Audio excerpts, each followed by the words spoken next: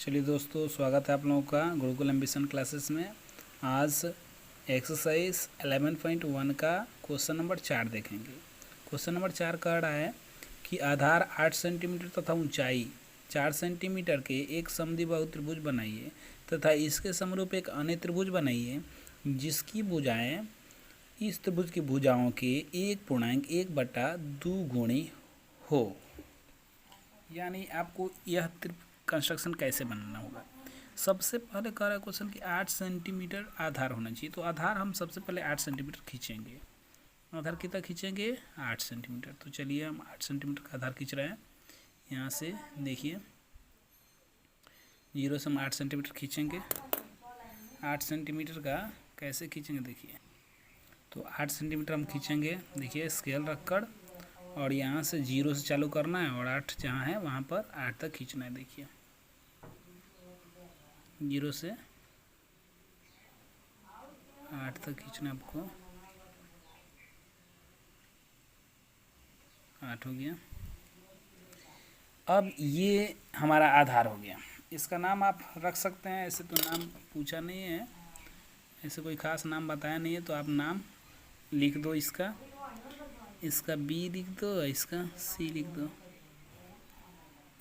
अब हाइट होना चाहिए 8 सेंटीमीटर, त्रिभुज होना चाहिए समद्विबाहु त्रिभुज। तो हम क्या करेंगे, इस रेखा को 2 बराबर भागों में बांट देंगे। बिल्कुल हाइट निकल जाएगा हमारा। 2 बराबर भागों में बांटने के लिए कंपास को इस रेखा के आधे से अधिक लंबाई के बराबर कर लेते हैं। कंपास और पेंसिल देखिए, आधा से अधिक, जितना लंबा रेखा है ना उसके आधा से अधिक। तो आधा यहाँ पर हो सकता है, आधा से अधिक हम बढ़ा दिए हैं। अब दोनों तरफ कंपास देखिए, एक सिरे पर रखे हैं रेखा के और दोनों तरफ इसको काटेंगे। देखिए एक बार इधर काटेंगे, कट गया, एक बार इधर काट लेना है, कट गया। फिर इसको अब बढ़ाना घटाना नहीं है, सी पर रखना है और दोनों तरफ काटना है। देखिए कट गया, इधर भी काटना है, कट जाएगा। अब देखिए हमको हाइट चाहिए, तो ऐसे हम दोनों कटान बिंदुओं को मिलाकर और ये खींच लेंगे। केवल हाइट चाहिए ना, तो हाइट हमको ये यहाँ से यहाँ तक खींच लेंगे। ये सीधे लंब हो गया इस रेखा पर, यानी हाइट हमारा मिल गया, हाइट मिल गया।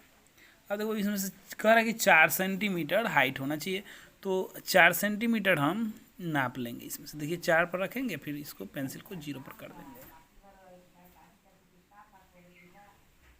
0 पर हो गया। अब फिर यहाँ से आप रख कर एक बार काटेंगे, कट गया। ये हो गया हमारा 4 सेंटीमीटर हाइट वाला। अब इसको मिला देंगे,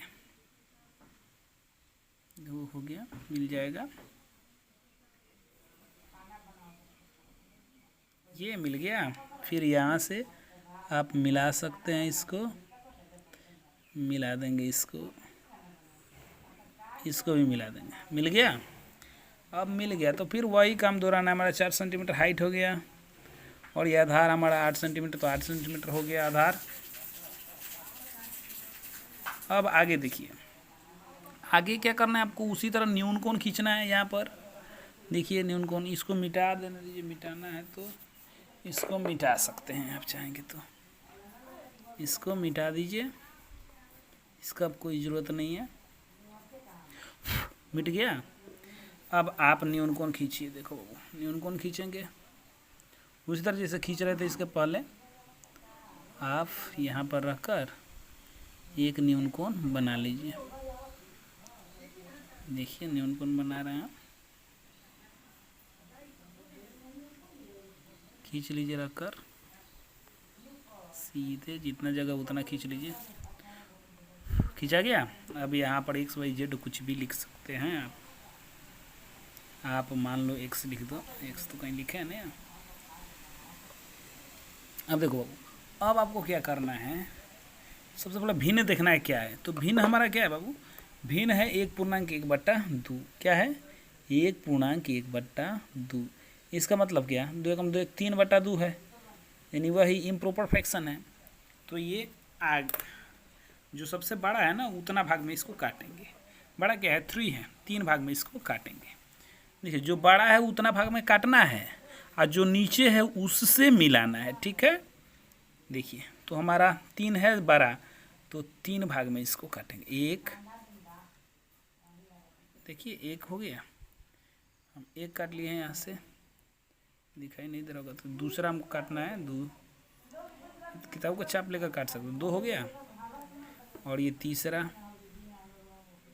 फिर यहाँ रख कर तीसरा काट लीजिए, हो गया 3 भाग।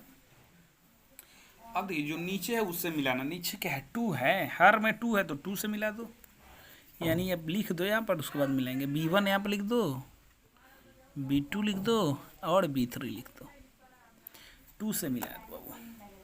चूँकि हमारा नीचे 2 है, हर जो भिन्न दिया हुआ है उसका हर 2 है, इसलिए हर से ही मिलाते हैं, तो 2 से इसको B2 से मिला देना है। ये मिल गया। अब क्या, अब आपको चूँकि इम्प्रॉपर फ्रैक्शन है तो ट्रायंगल जो बनेगा उस बनाए हुए ट्रायंगल के बाहर बनेगा, बिल्कुल बाहर बनेगा। तो बाहर बनेगा तो देखिए इसको बढ़ाना होगा आपको, इसको आपको बढ़ाना होगा, तो बढ़ा देंगे इसको, इसी दिशा में आगे की तरफ बढ़ा देंगे, और इसको भी आप इसी दिशा में आगे की तरफ बढ़ा सकते हैं, बढ़ा सकते हैं। बढ़ गया। अब मान लो यहाँ पर y हो गया, यहाँ पर z लिख दो, हो गया। अब चलिए, अब आपको पैरेलल लाइन फिर से खींचना है, तो यहाँ पर हम कंपास B2 पर रखेंगे और छोटा बड़ा कर सकते हैं, कोण के बराबर कोण बनाना है तो B2 पर, देखिए B2 पर कंपास रखे हैं टर्न पर, और यहाँ से सीधे आपको पूरा करना है, यहाँ पर मिला देना है, मिल गया। फिर वही काम B3 पर रखकर, देखिए B3 इधर है ना, यहाँ पर रखकर ऐसे खींचना है, खींचा गया। उसके बाद क्या करना है बाबू, उसके बाद आपको ये नाप लेना है, कंपास का माप, ये कर्व जो लाइन आप खींचे हैं वो कितना हो गया, ये कंप्लीट। अब क्या, इसको यहाँ रखना है,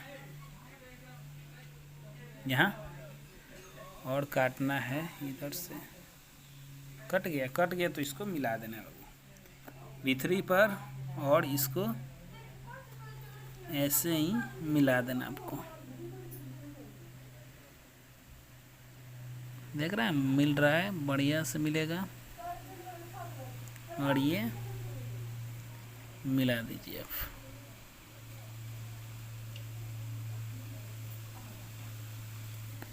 मिल गया। अब क्या करना है, फिर आपको यहाँ पर कितना एंगल बना है वो देखना है, तो आप छोटा बड़ा कर सकते हैं इस कंपास को, इस एंगल के बराबर एंगल एक ठो और बनाना है ताकि रेखा समानांतर हो जाए। अब देखिए यहाँ पर एंगल जो है ना, अब यहाँ पर जितना हम कंपास से यहाँ पर देखिए खींचे हैं ना, जितना का उतना का यहाँ रख कर खींच लेना है आपको, खींच लीजिए, खींचा गया। अब क्या, इसको नाप लीजिए बाबू कितना है, देखिए यहाँ पर पेंसिल का नोक है, यहाँ पर कंपास का नोक है, पेंसिल का नोक, कौन का कौन, देखिए हो गया बराबर। बराबर करने के बाद यहाँ पर रखेंगे और ये काट लेंगे। काटने के बाद जहाँ पर मिलेगा ये लाइन, वहाँ पर आपको क्या करना है बाबू, बिल्कुल ही मिला देना है।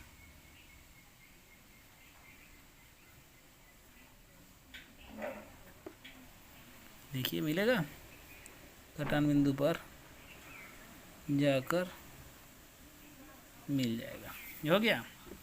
अब आपका ये ए माने थे, मान लीजिए ये हो जाएगा A डैश, और ये C है तो ये हो जाएगा C डैश। इस प्रकार